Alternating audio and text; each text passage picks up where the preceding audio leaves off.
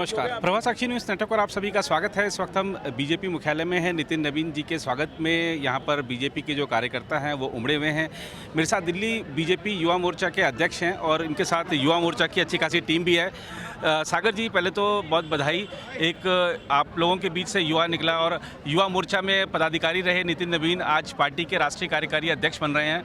कैसे युवा मोर्चा में क्या जोश है आज?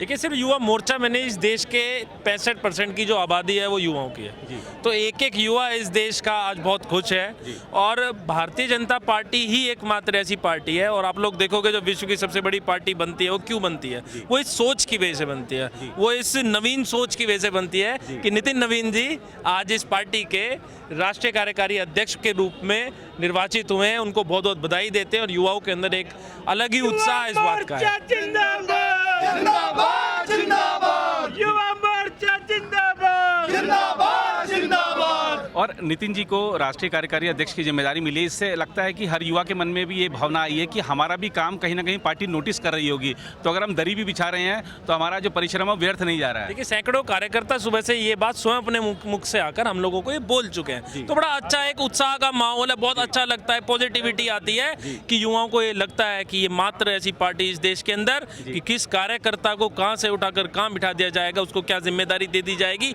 ये यहाँ कोई समझ नहीं सकता। इसीलिए आज का युवा, इस दिल्ली का युवा, इस देश का युवा भारतीय जनता पार्टी के पीछे चलता है, नरेंद्र मोदी जी को पूजता है जी। और अगर हम दूसरी पार्टियों से तुलना करें तो आप देखते हैं कि अब चाहे अगर कांग्रेस की बात कर लें तो वहाँ पर 80 साल के अध्यक्ष हैं, बीजेपी में 45 साल के आ गए, ममता बनर्जी की बात कर लीजिए, मायावती की बात कर लीजिए, अखिलेश यादव, सब अगर हम कहें तो सब काफ़ी एजेड हैं। तो लगता है कि नई जिम्मेदारी मिलने से नई ऊर्जा बीजेपी में आने वाली है और आगामी जो 4-5 राज्यों के चुनाव हैं उसमें बीजेपी नई ऊर्जा के साथ। देखिए, इसमें दो बातें हैं। एक तो विपक्ष के पास, या विपक्ष में आपने जितनी भी पार्टियों का नाम लिया, उनके पास अध्यक्ष के रूप में एक मुखौटा हो सकता है, लेकिन उस पार्टी को चलाने के लिए एक अलग मुखौटा है जहां से वो पार्टी चलती है। और ये पूरे देश को और हर युवा को इस देश के को पता है। 65% आबादी वाला ये देश एक नवीन सोच के साथ एक नया अध्यक्ष भारतीय जनता पार्टी जैसी पार्टी ही दे सकती है। और भारतीय जनता पार्टी की परिपाटी रही है कि अध्यक्ष एक कार्यकर्ता बनता है और वो कार्यकर्ता अध्यक्ष के रूप में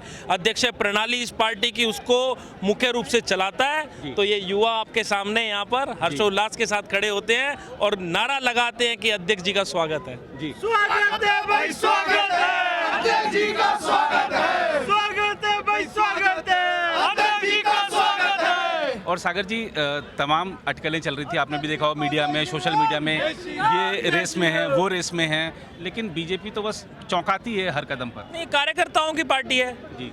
ये। हमारे किसी नेता ने तो नहीं कहा कि मैं रेस में हूँ, या किसी नेता ने ये नहीं कहा कि ये लोग रेस में हैं। यहाँ तो ये काम तो बाहर के लोगों का है। हमारी पार्टी में किसी भी कार्यकर्ताओं को कोई भी जिम्मेदारी मिल सकती है और वो उस जिम्मेदारी को निभाने के लिए अपना सर्वस्व लगाता है। जी।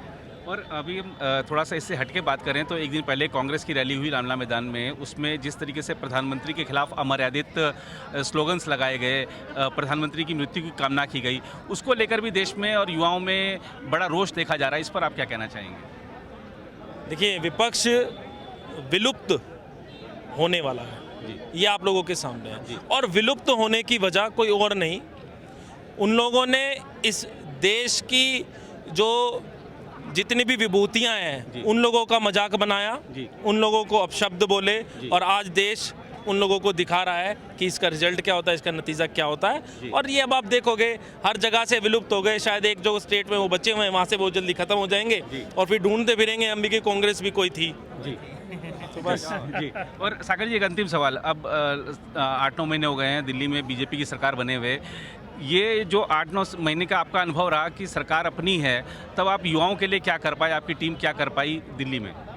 देखिए, पहली बात तो आज बड़ा हर्ष का विषय है। आज शायद हमें सरकार और सरकार के कामों की चिंता नहीं करनी चाहिए थी, लेकिन उसके बावजूद भी दिल्ली सरकार ने एक एक काम युवाओं को सोच में रखते हुए, केंद्रित करते हुए, तब उन लोगों ने वो काम किए। और बाहर की तो छोड़िए, खुद युवा मोर्चा के माध्यम से भी युवा इंटर्नशिप प्रोग्राम हम लोगों ने यहाँ के दिल्ली के युवाओं को उसमें इन्वॉल्व कराया। तो बुलाकर खुद सीएम हमारी मैडम का बात करना कि भाई दिल्ली के युवाओं को क्या चाहिए, क्या परेशानियां हैं, जब हम उसका ज्ञापन वहाँ पर रखते हैं तो सच मानिए आज वहाँ पर सुनवाई होती है और दिल्ली के भविष्य को, इस युवाओं को सोचते हुए एक एक चीज़, एक एक योजनाएं बनाई जाती हैं। धन्यवाद। बहुत धन्यवाद सागर जी। और आप देख सकते हैं कि युवा क्योंकि एक राष्ट्रीय कार्यकाध्यक्ष बनना है तो दिल्ली बीजेपी युवा मोर्चा का जो जोश है वो एकदम हाई है। यहाँ पर नारेबाजी जय श्री राम की हो रही है और बीजेपी के नए राष्ट्रीय कार्यकारी अध्यक्ष के स्वागत के लिए नारेबाजी हो रही है। तो इस रिपोर्ट में फिलहाल इतना ही। देश में खबरों के लिए बने रहें प्रभात साक्षी के साथ।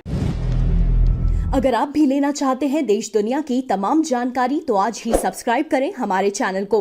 साथ ही नीचे दिए बेल आइकन को जरूर दबाएं ताकि हर अपडेट आप तक पहुंच सके।